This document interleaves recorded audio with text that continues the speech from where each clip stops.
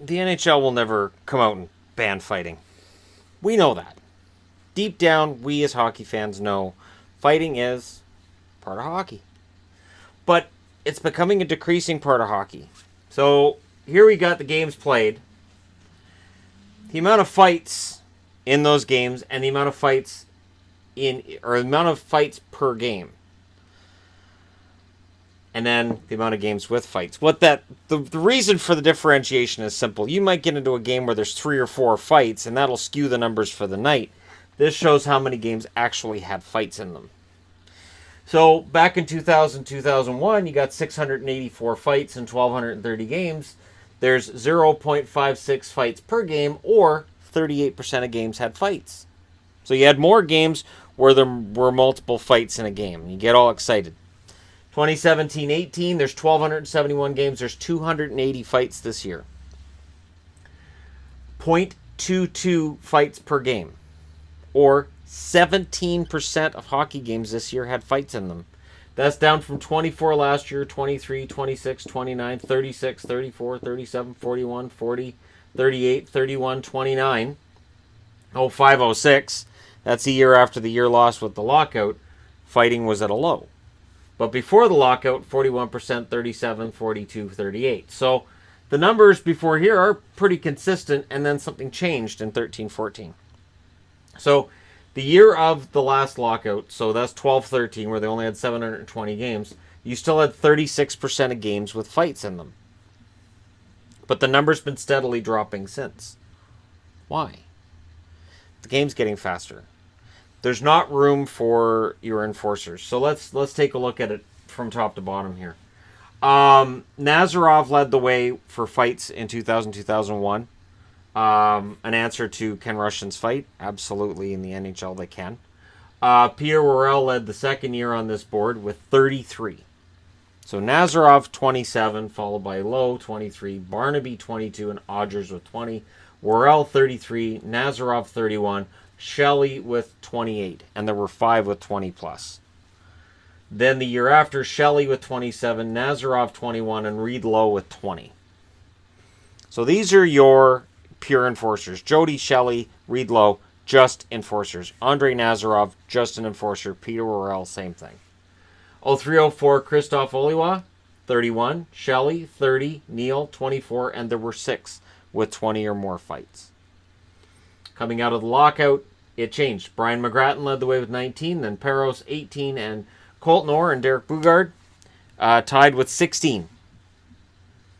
The year following that, it goes up a little bit, and yet the leader is still George Peros with 18, followed by Ian Laperriere and Andrew Peters, who had 17 each. And then it starts going up. So 2007, 2008, and I've got magazines and books about, fighting's back. Jared Boll, 27, Riley Cote, 24, Peros and Stortini with 23 each, and there were 6 overall that had 20 more fights that year. 08-09. 41%. Stortini 25, Boll 24, Peros 23, and there were 7 with 20 or more fights per game. Strange. And then in 09-10, you got Konopka with 33, Laperriere with 25, Brendan Press with 25, and 9 with 20 or more. But again, when you looked at the Stanley Cup finalists and the Stanley Cup winners at the end of the year, you usually didn't have an enforcer on the roster. And the game starts to change. So it drops the year after. Peros with 27, Konopka 25, and Boll with 23. Then the following season, Prust with 20, Thornton with 20, and Dorsett with 19. So now somebody in the teens is back on the board. And then in the lockout shortened season of 12-13, where we see a bit of an uptick, BJ Crombeen leads the way with 14, followed by Colton Orr with 13, and then a bunch at 12. Jared Boll, Mike Brown, Richard Clune, and Fraser McLaren with 12 each. So, a lot of guys fighting after that lockout. 13-14, though, again, it starts coming down. Sestito, 19. Clune, 16. Luke Gadzik and Chris Neal both had 15 fights. It's funny Chris Neal isn't on this board more, isn't it? But Chris Neal did more than fight, which is why his career lasted longer. 14-15. Cody McLeod leads the way with 19, followed by Derek Dorsett with 17 and Brandon Prust with 16. And this is where it starts to fall way off. 15-16, Cody McLeod with 12, followed by Dorsett and Martin, both with 11. And then last year, Cody McLeod led the way with 19, followed by Michael Haley with 16, and Jared Bull with 15. So again, a small uptick. This year, here's the amazing thing. This year we got 280 fights. 22 of them are Michael Haley. Michael Haley was almost 10% of the fights in the NHL. So if Michael Haley doesn't make his team out of training camp this fall, this number drops in all likelihood, unless there's somebody coming in who's going to pick 20 fights to replace the ones Haley's losing. Cody McLeod, 13. Is he still in the NHL next year? And Tom Wilson is tied for second with 13 fights. I don't see any way that this doesn't continue to trend down. And it's an interesting stat in that I've always heard certain fans say, if they take fighting out of the game, I'm not watching it anymore. I'm going to miss hockey without fight. Hockey without fighting really isn't hockey. Well, then this isn't hockey. Because fighting is historically low.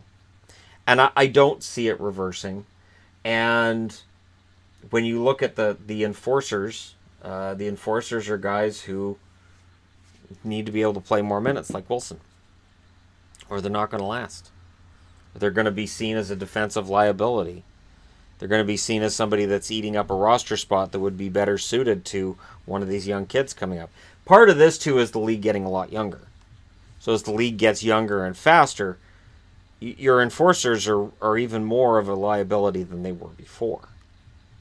So again, this number could trend down further. And at some point, the NHL sits down and goes, well, fighting this year, we had it in 12% of games. I think we can have a rule where if you're in a fight, you're out of the game. Game misconduct? Anybody opposed to that? No. I do think that's where it's headed eventually. That could be 20 years down the road. Could be 15. But it's a part of the game that while we fans may enjoy it, and I enjoy a good fight, I do. You know, they're fun to watch. It is something that holds the game back a little bit in terms of its ability to get into the mainstream and become a bigger sport. And I definitely enjoy seeing the young, talented, fast players on the ice and seeing how fast the game is being played now. The fact that the most fights now, you've got Haley with 22, and that would have led some seasons. But this 13 at the end, and just how quickly it drops off into the 8, 7. We're headed towards a game that won't have fighting in it. Let me know your thoughts, though, in the comment section below, because this is always something that people talk about and ask about. And like, what do you think about fighting? Well, I think it's kind of becoming a non-issue because it's kind of leaving the game on its own. The game is evolving beyond the fighting. But I'm always interested to know your thoughts. Hit like and subscribe if you're browsing your way through. You just happened upon this video. Thank you guys so much for watching. I'll talk to you again soon.